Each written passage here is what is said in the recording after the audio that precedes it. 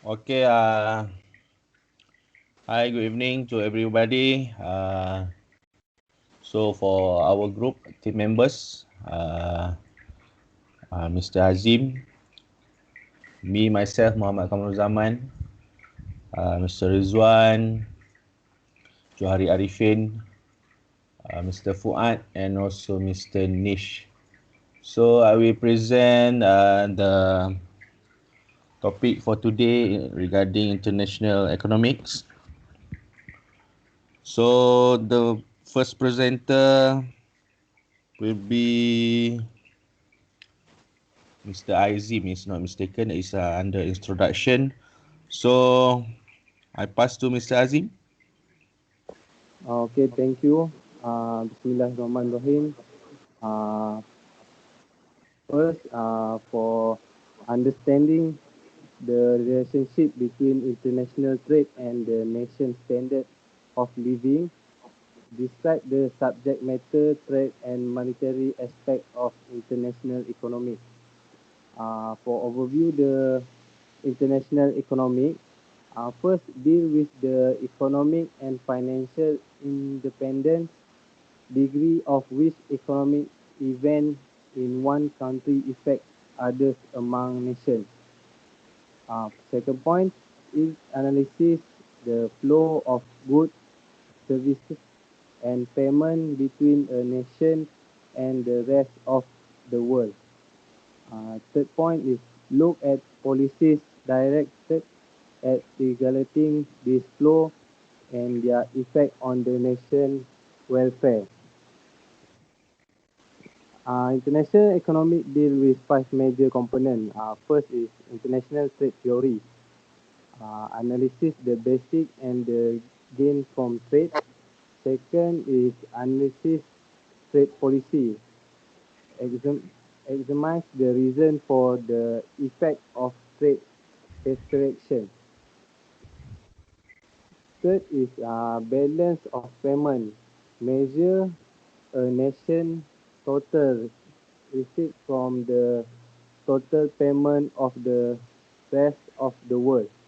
Fourth is foreign exchange market, the international framework for the exchange of one national currency for others. And the last one is open economic, macroeconomic. Deal with the missions of adjustment in balance of payment. And second is analyze the relationship between the internal and external factor of the economy of a nation. So I pass to Mr. Joe for the next slide.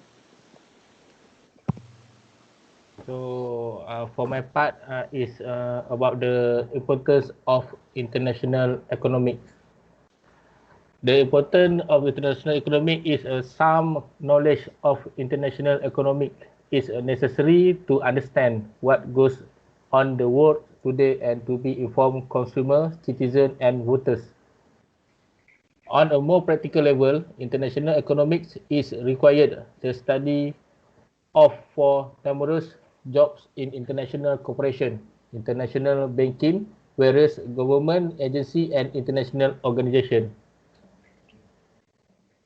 So for the next slide, I pass to Mr. Nis. Thank you, Mr. Joe. So we have an article here about Thailand's economy. Okay, Bangkok in June 30, 2020. While Thailand has successful in stemming the rise of COVID-19 infection over the last 3 months, the economic impact has been served. The tourism sector, which makes up close to 15% of Thailand GDP, has been hit hard with a near cessation of international tourist arrivals since March 2020. Uh, for export, expected to decline by 6.3% in 2020 export are expected to decline by 6.3% in 2020, the sharpest quarter contraction in 5 years, as demand for Thai goods abroad remains weakened by the global slowdown. Household consumption is projected to decline by 3.2% as movement restriction and downwing income limit consumer spending, especially in second quarter of 2020. As Thailand start to ease mobility restrict domestic consumption, uh, Thailand start to ease mobility recession, domestic consumption. Thailand traditionally strongest driver of growth may pick up in the second half of 2020 and in 2021, but economy recovery will be gradual and uncertain in the baseline. Thai economy is projected to grow by 4.1% in 2021 and by 3.6% in 2022, which presents as a slow recovery to COVID pandemic. GDP output level by mid-2022, the shape of the recovery is subject to considerable downside risks, including global growth, global tourism, and continuing trade and supply chain disruptions. Uh, to protect vulnerable households. Okay, to protect vulnerable households, the report recommend extending social protection coverage to ensure that no gaps remain for the elderly, the migrant workers. The report also recommend continuing cash transfer for most vulnerable groups and where possible link such transfer to training, mentoring, and other type of support that could create income generation opportunities. Over the medium terms, Thailand could consider establishing program which universal benefits to help cushion against epidemic outbreaks as well as other negative shocks, complemented by more target program for the poor. Okay, going forward, intervention could revamp of support we need to shift from emergency relief to more support for productive firms that are still standing. Said Katie Pong Ari Peng to World Bank Senior Economic for Thailand. This include redirecting fiscal support from emergency measures to temporary job creation program by easing firm participation in public consumer and public work. Going forward, integration could revamp firm support program focused on promoting firms and productivity growth, especially towards forming investment for working training, management training, and technology adoption. Okay, for summary, I pass to Mr. Wan.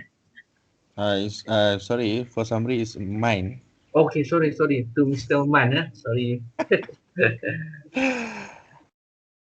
Good evening, madam. So, for summary of the issue of for the articles, Thailand's economies is expected to be impacted several by the COVID-19 pandemic, shrinking by at least 5% in 2020 and taking more than 2 years to return to pre-COVID-19 GDP out levels. The COVID-19 pandemic shocked the economy, especially in the second quarter of 2020, and has led already to widespread job losses, affecting middle-class households and the poor alike. Exports are declined by 6.3% in 2020. Thai goods abroad remains weakened by the global slowdown. Household consumption is projected to decline by 3.2% as move restriction and dwindling incomes limits consumer spending. The shape of the recovery is subject to considerable downside risks, including weaker global growth, feeble tourism, and continuing trade and supply chain disruption. Extending social protection coverage to ensure that no gaps remain for the elderly and migrant worker.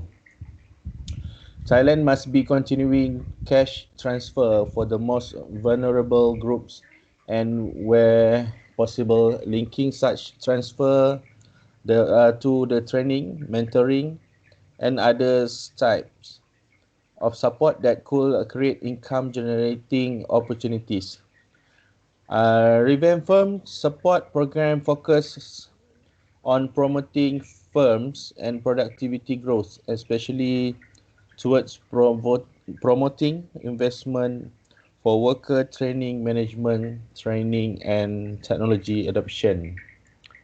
So, for option on how to overcome the issue for the chosen country, I pass to my colleague, Mr. Fuad, maybe. Yes. Okay. So here is our opinion on how to overcome the issue for Thailand. The first one is growth first, sound money second. The government must prioritize zooming economic growth from 2021 onwards. Put simply, this will require them to go easy on raising taxes or cutting spending quickly to stabilize the debt to GDP level. The fiscal correction which will be required to stabilize public finance will be less if a faster recovery can be engineered. Second one is build confidence. There needs to be a clear strategy to restore economic confidence, which is inextricably linked to people's confidence in how the pandemic and its economic fallout is being managed. Even before the second wave took hold, it was clear that the economic recovery was slowing during the summer in many advanced economies. The third one would be test and trace still vital. Linked to this need to reduce uncertainty, there is no trade-off between health and the economy. Countries which have done better at keeping infection rates low have also done well at reducing the economic slump. The fourth one is most targeted support. As the recovery begins to strengthen during 2021, a key conundrum for policy mix will be whether to prioritize stimulating aggregate demand in the economy, such as using tax cuts or more targeted support measures for particular sector or part of the workforce. It has recently been said that the recovery of the second wave might be more W-shaped as a whole, but K-shaped for individual sectors. In other words, while sectors like online retail and technology software are booming, other like conventional retail, travel and hospitality will take a long time to recover. The next part I will pass to Mr. Rezwan.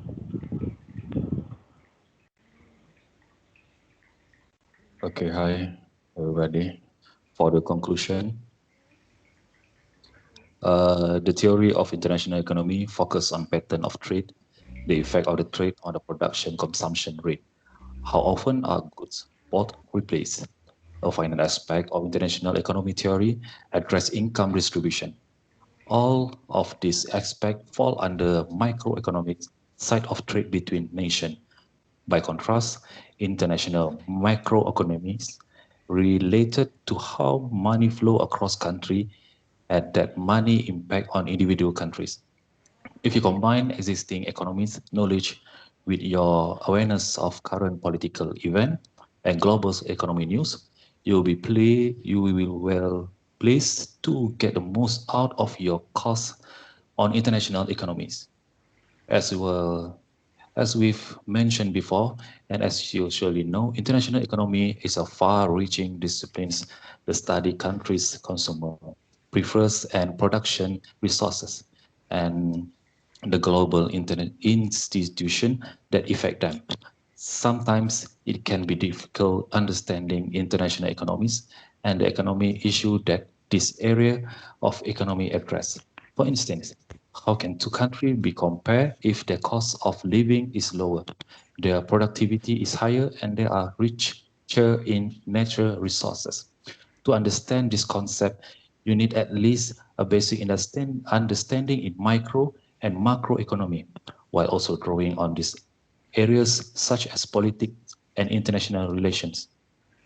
Understandably, if you haven't studied this subject before, it can be a struggle initially to come to terms with some core theories of international economies, such as global economics wealth.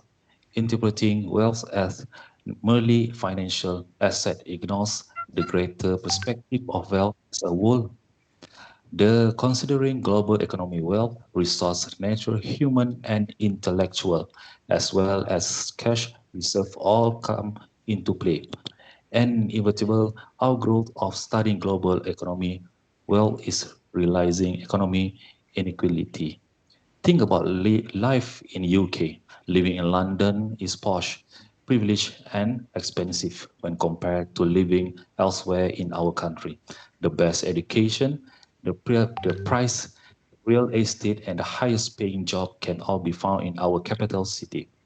Not everyone in London live in high life, do they? A substantial portion of the city inhabitant is not well off, do not live in comfortably and indeed struggle to make ends meet, as in London so to the rest of the country and as in UK, so to the rest of the world. Here's where things get interesting.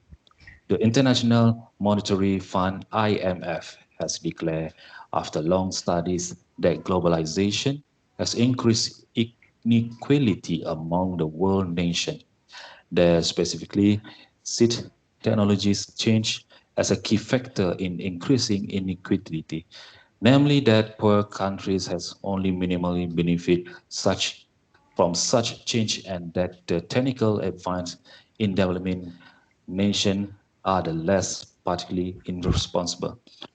These inequalities has led to mass migration event which has destabilized both local economies and the global economy as a whole, which leads economies to ask, does our international economies theory need to evolve? As a further economist, you will be the cutting edge of this discussion whose result will likely dramatically change internationally policy. Never has the field of economy has been so enticing, nor has been ever had a chance to be impactful. Study all the economy data you can, do your research and learn well. That's all for me. Thank you so much. Okay, thank you very much, everyone. So that's all for our presentation for international economic.